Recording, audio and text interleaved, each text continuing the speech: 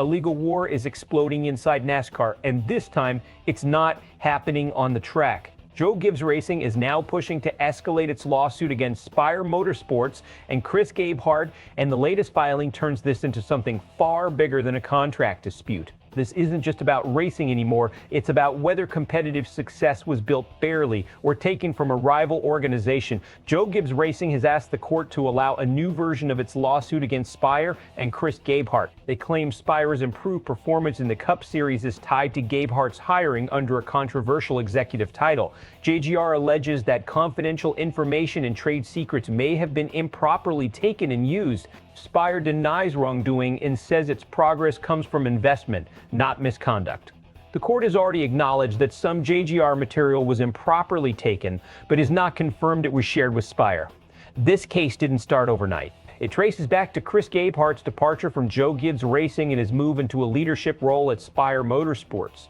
JGR claims that move wasn't just a normal hire. It was structured around a non-compete workaround, with a title that blurred competitive responsibilities. Spire's performance jump has intensified the dispute, with drivers like Carson Hocevar and Suarez showing major gains this season.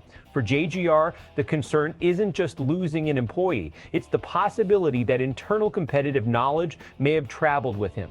In a NASCAR's modern era of tight margins, even small advantages can shift entire seasons. This is where the case becomes strategically explosive.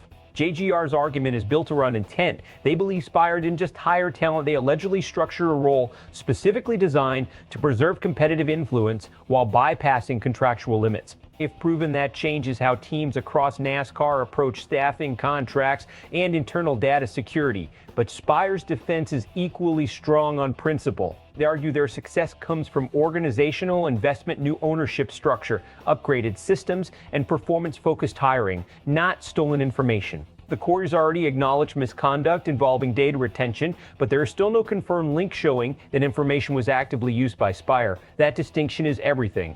Because in legal terms, possession is one issue, but competitive exploitation is another entirely. From a sport-wide perspective, this case exposes a growing pressure point in NASCAR. Teams aren't just competing on the track anymore, they're competing in boardrooms, contracts, and legal filings. And that raises a critical question.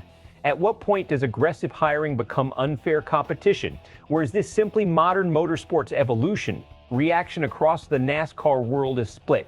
Some fans see this as a necessary defense of competitive integrity, arguing teams must protect their internal systems from being leveraged elsewhere. Others believe this is overreach, suggesting that success in racing naturally follows talent, not paperwork. Analysts are also pointing out the uncomfortable reality: when teams improve after staff changes, suspicion will always follow, whether or not wrongdoing exists.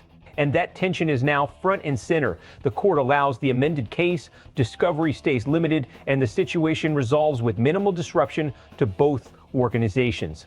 Discovery expands, more internal communications are exposed, and the lawsuit evolves into a full-scale NASCAR industry legal precedent that reshapes hiring practices across every top team.